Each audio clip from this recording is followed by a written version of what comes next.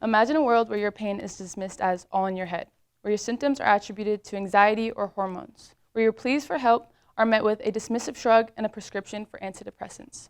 This is the reality for countless women navigating a healthcare system deeply rooted in gender bias. I'm Hannah Rose, and I am looking into why women are more likely to be misdiagnosed. So before we start, I want to look into why reporting on healthcare is so important. Here on the screen are examples of 3 very well-written pieces about healthcare. The authors were straightforward and transparent. These pieces were a good baseline on what journalistic approach I wanted to take. The media plays a major role in informing people about medical progress. It's almost impossible to go a day without hearing about some health development that might affect you, whether it be through a short clip on the radio, on the TV, or even a detailed article in a newspaper. This is why it's extremely important for journalists to be intentional about putting correct information out. So I headed into this project because I heard stories from friends and families about their experiences, but in the middle of my capstone, it happened to me. Over the past 2 months, I've been to 9 different doctors, been prescribed 15 different medications, and have been to the hospital twice. One of those times, they told me I had mesenteric adenitis, a stomach infection which is often mistaken for an appendicitis due to the amount of pain people are in. They gave me Valium, which is a medication that treats anxiety, seizures, muscle spasms, or twitches. It could also reduce symptoms and alcohol withdrawal. It works by helping your nervous system calm down. The doctor could see I was on edge, and he gave me a medication to calm me down rather than an antibiotic for the infection. Medical gaslighting has its roots in hysteria, which was included in the Diagnostic and Statistical Manual of Mental Disorders until 1980. As a convenient catch-all, it blamed all of women's physical symptoms on their mental health. The next hospital visit, I got my appendix removed. After I got my appendix removed, I felt a rush of relief. I finally found out what was going on. During those weeks, when I was trying to pinpoint what was happening, I went as far as going to a psychiatrist because I thought maybe I'm just freaking myself out. I went into my 2-week post-operation appointment, and the surgeon told me that they sent my appendix back to be tested, and it came back negative. He told me, and I quote, "I haven't had that happen in years. There's definitely something that's not right." So I walked out of that office in disbelief and got an emergency surgery for no reason. After multiple tests and a few doctor's appointments, I found out I had an autoimmune disease called celiac disease, and if that goes untreated, it could lead to things like infertility, type 1 diabetes, and multiple sclerosis. The following are the main conditions of misdiagnosis in women.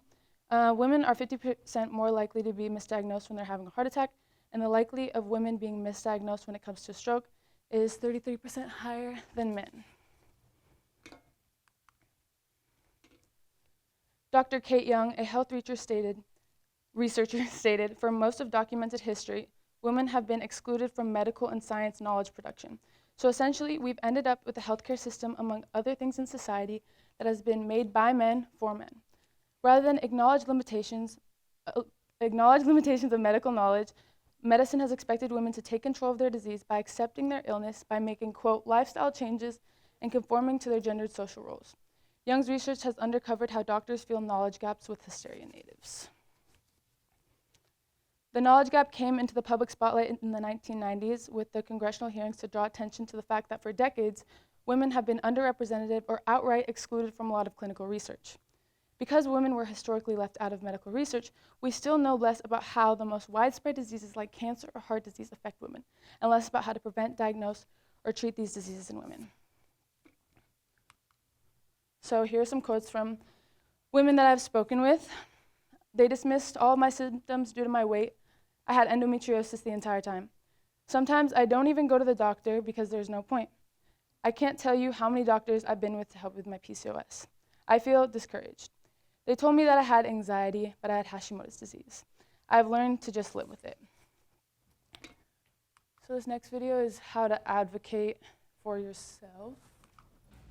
I think patients can advocate for themselves by having kind of a set of questions and remembering what to touch base on with their physicians and making it known that they are concerned and not just allow kind of physicians to walk into the room and just ramble things off without asking for explanations. I think that happens a lot due to time constraints and physicians being pushed to see as many patients as they can in a given time frame. I also think having family bedside, especially in the elderly population or in children, and making sure that your family advocates for you. I see the patients get the best care when there's a family bedside, when the physician comes in and out of the room to ensure that all questions get answered and to stress important concerns or maybe things that the patient themselves forgot to mention. So I think just speaking up for yourself and making sure that you don't expect anything less than what they would do to their family members. Hopefully that video is helpful for anyone who needs it, and if you're ever in a situation like it, please don't be afraid to get a second opinion or ask more questions. The video I'm going to show you now is my capstone project. With as many as 50% of women reporting being wrongly diagnosed by doctors, the research also shows that 23% of women undergo long awaiting times for the correct diagnosis.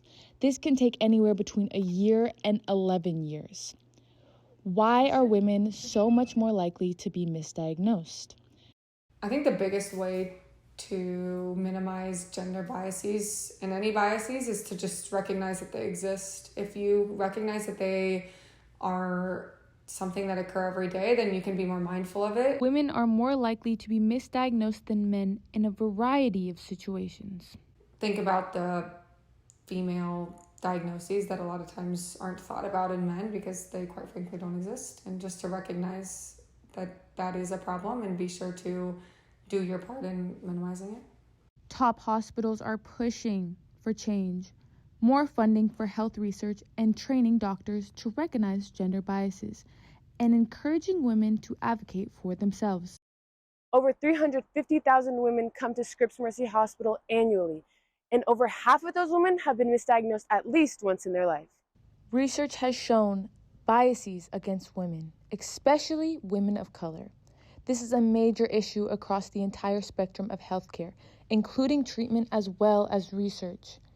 The majority of medical data we use today is based on research on men, male cells, or male animals. Magdalena's doctors told her she had a stomach infection, and still to this day, she never got a diagnosis. Nunca me lo pudieron diagnosticar, solamente yo, observando mi dieta, fue que me di cuenta que era alérgica a los lácteos.